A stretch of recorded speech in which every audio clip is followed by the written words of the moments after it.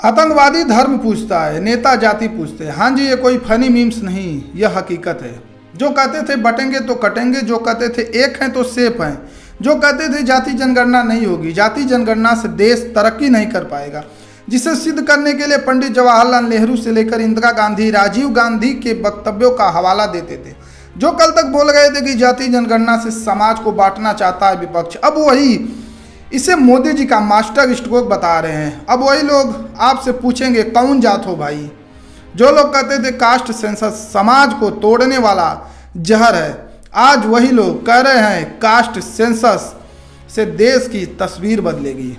नमस्कार मित्रों, मैं रजनीकांत प्रभंजन और आपका मेरे YouTube मंच पर स्वागत है। सरकार के इस फैसले का हम स्वागत करते हैं, मगर सवाल यह खड़ा होता है, क्या कास्ट सेंसस होगा या फिर यह मात्र चुनावी जुमला है। हाँ जी, आपको क्या लगता है, होगी जाति जनगणना? अपनी राय फटाफट कमेंट बॉक्स में चिपका दीजिए। सरकार की खुशामद करने वालों की बात करें तो उनकी अलग ही मानसिकता है। सरकार जाति जनगणना के खिलाफ थी तो भी सरकार की खुशामद कर रहे थे, आज कास्ट सेंसस के पक्ष में है तो भी खुशामद कर रहे हैं। कह रहे हैं कि राहुल गांधी, अखिलेश यादव, तेजस्वी यादव, ये तीनों लोग अगले चुनाव में जाति जनगणना का जनता को लॉलीपॉप नहीं दे पाएंगे। उनकी बोलती बंद कर दी है मोदी जी ने, एक झटके में। यह मास्टर स्ट्रोक है। वाह भाई, मास्टर स्ट्रोक है, वाह। मतलब अब सरकार के पास कोई मुद्दा नहीं है। सरकार अपनी उपलब्धियां गिनाकर नहीं चुनाव जीत सकती। बिहार में चुनाव है इसलिए जात की बात हो रही है, क्योंकि सरकार को भी पता है बिहार जाति के नाम पर बटा है।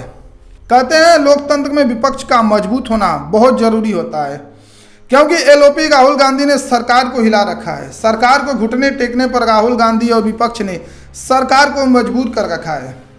जाति जनगणना को राष्ट्रीय प्राथमिकता बनाने का श्रेय राहुल गांधी और उस निरंतर संघर्ष को जाता है जिसमें उन्होंने आवाज उठाई, जनमत तैयार किया और सामाजिक न्याय को भाषणों से निकालकर नीति निर्माण के केंद्र में लाने का काम किया।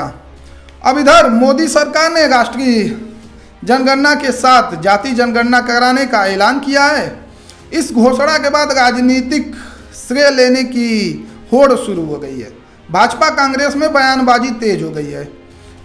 एनडीए सरकार के अचानक जाति जनगणना कराने की मंजूरी से देश में नई बहस और सरकार और विपक्ष में श्रेय की जंग छिड़ गई है। जहां एनडीए में शामिल भाजपा समेत उसके सहयोगी दल इस फैसले को ऐतिहासिक बता रहे हैं। उनका तर्क है कि इस जनगणना कराने के पीछे डेटा के साथ हर समुदाय को सशक्त बनाने का लक्ष्य है। लक्षित विकास और सच्चे सामाजिक न्याय के लिए यह एक ऐतिहासिक कदम है। पिछले 11 साल में प्रधानमंत्री नरेंद्र मोदी के नेतृत्व में एनडीए सरकार का सामाजिक न्याय प्रमुख एजेंडा रहा है। कांग्रेस शुरू से जाति जनगणना बल्कि आरक्षण के भी पक्ष में नहीं रही है। दूसरी ओर इंडिया ब्लॉक में शामिल कांग्रेस और समाजवादी पार्टी राजद समेत उसके सहयोगी दल सरकार के इस फैसले के पीछे उनका दबाव बताते हुए अपनी जीत बता रहे हैं।